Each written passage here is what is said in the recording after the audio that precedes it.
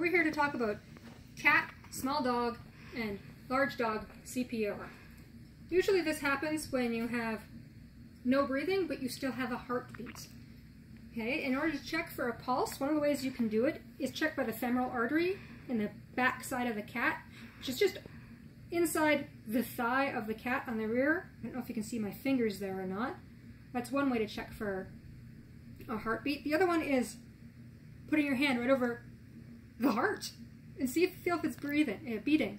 If it is, the next step you're going to do is check the airway.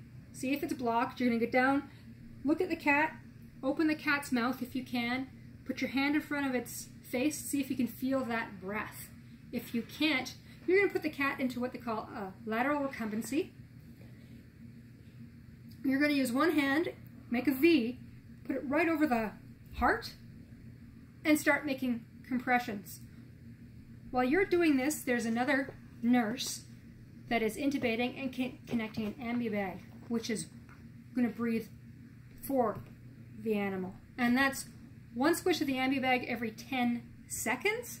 You're going to compress roughly about 5 compressions between one breath at roughly 100 to 150 beats per minute.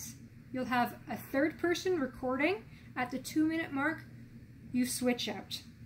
You do this compressions and breathing for approximately 20 minutes, checking for breathing along the way. If you haven't had any response after 20 minutes, sad to say, the cat has passed away. Stop. Okay, we're going to talk about small dogs that are not barrel-chested. So not your pugs, not your big pit bulls.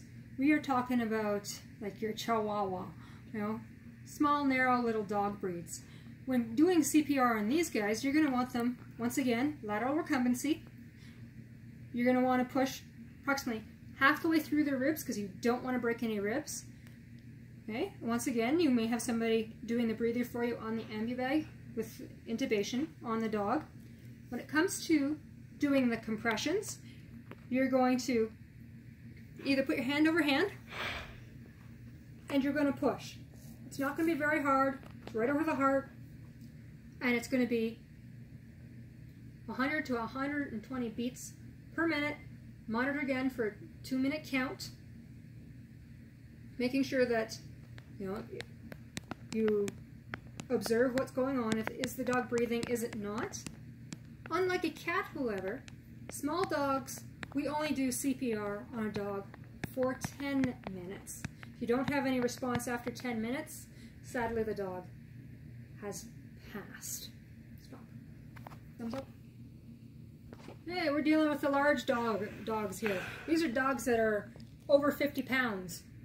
These dogs here, you're going to want to get up on a step stool like I'm stepping on to now, so you're going to be over top of the dog and bending at the waist. It'll be easier this way. These compressions are hand over hand, and you're going to want to use a bit more force. Still that, half-inch to inch compression over the dog's heart for roughly 10 compressions for 100 to 120 beats again. Once again, you're going to want to do this for give or take roughly 10 to 20 minutes, looking for response, checking the airway, breathing, and circulation. You want to make sure that blood flow is getting to the dog's brain, and that's what's going to help, keep your dog alive.